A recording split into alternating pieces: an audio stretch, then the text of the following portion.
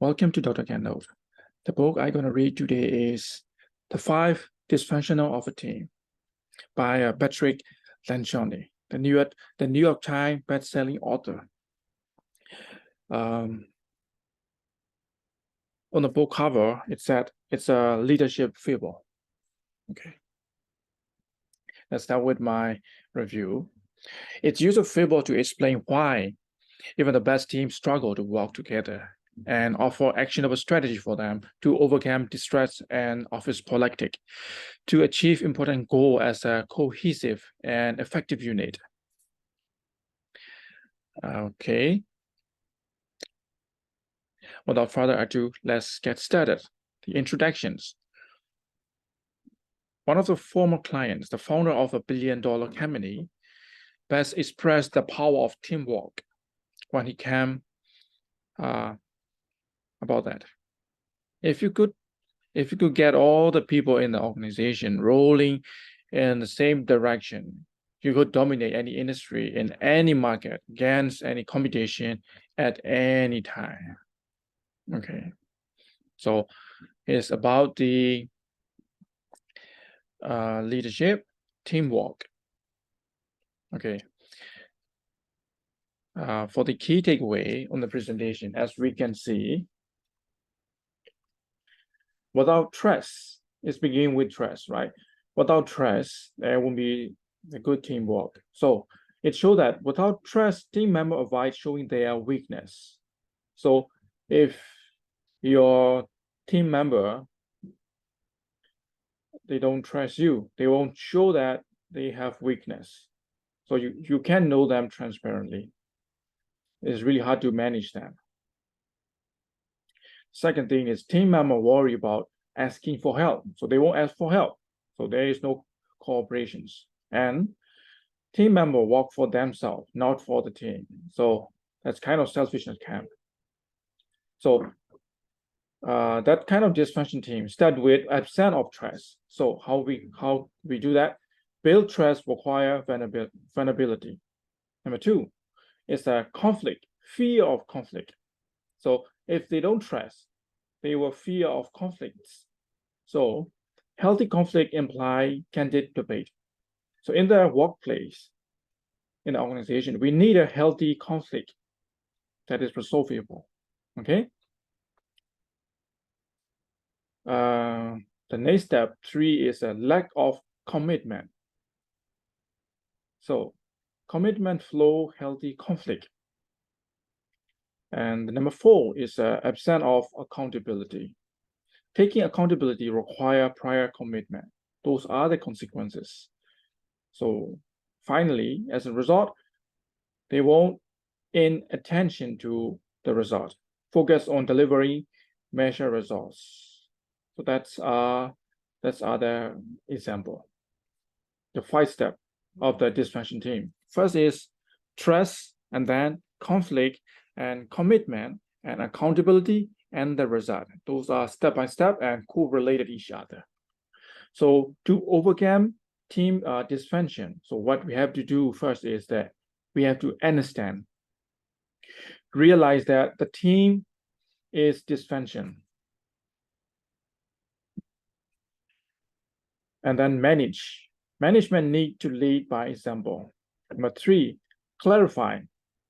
Deadline and responsibility need to be outlined.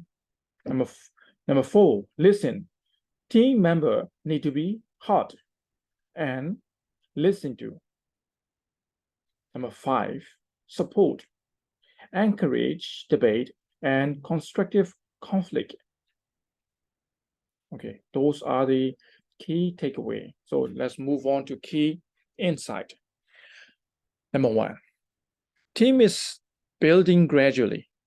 Each step of team building should be satisfied.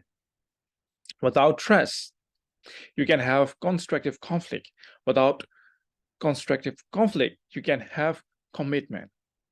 Number 2, trust rooted in vulnerability. You don't need just any old version of trust. You need vulnerable trust. Team member need to feel comfortable admitting their weaknesses, and speaking up when they need help. This builds a bond between team members. Number 3, everyone needs to be heard. Moral is important. Every member of the team needs to be heard to achieve all levels of their pyramid.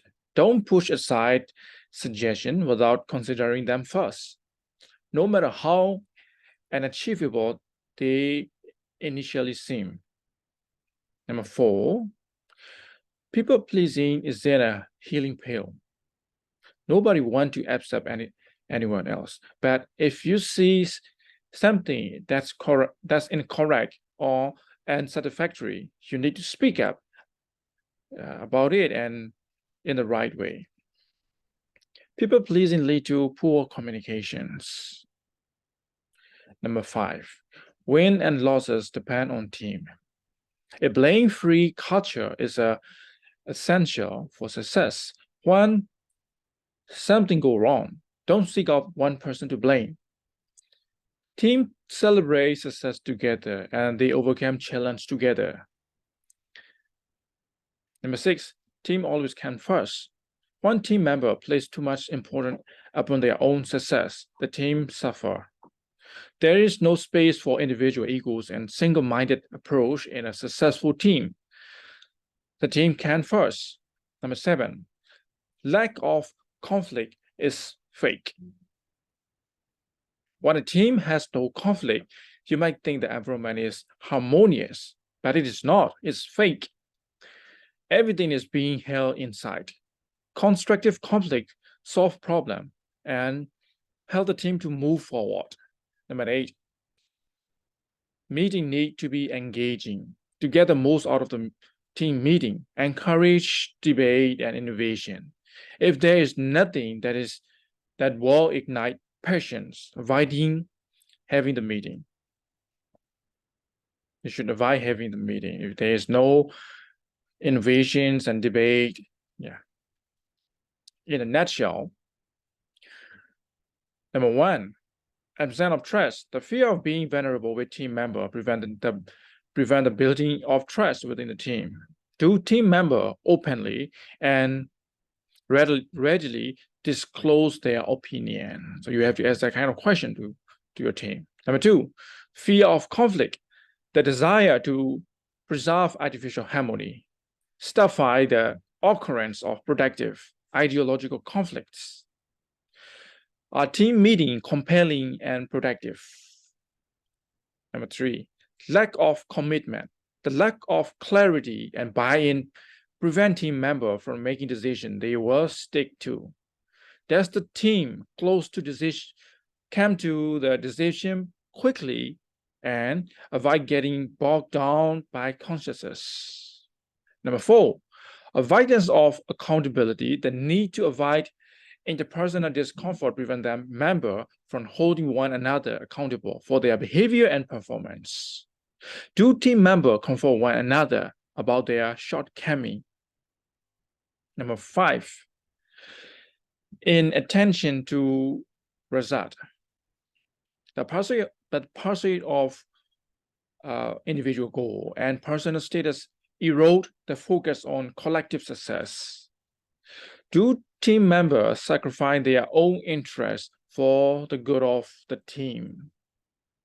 So those are the 5 steps for the dysfunctional team and the good question to be asked when you make a test, right? So no team is perfect, but constantly work to ensure that the answer to the above question are yes, yes, yes, yes. Such an environment is key to the creating a culture of a blameless, and creation of such culture is the continuous effort like lean structures, which is journey, not a destination. So this is the end of the book. As usual, if you have anything to add or any idea to discuss, do not hesitate to comment here. Thanks for reading with me and peace.